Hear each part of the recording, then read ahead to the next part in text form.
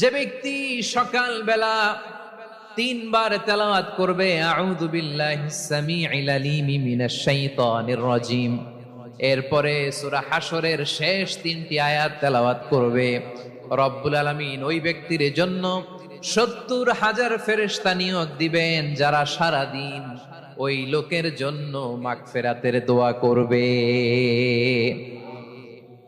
শুধু এখানেই শেষ নয়, বিশ্বনবী ফরমান ওয়াইন মাতা ফি যালিকাল ইয়াউমি মাতা শাহীদান, ওই দিন যদি ওই ব্যক্তিটা ইন্তেকাল করে সে শহীদ হয়ে কিয়ামতের দিন আল্লাহর সামনে দাঁড়াবে।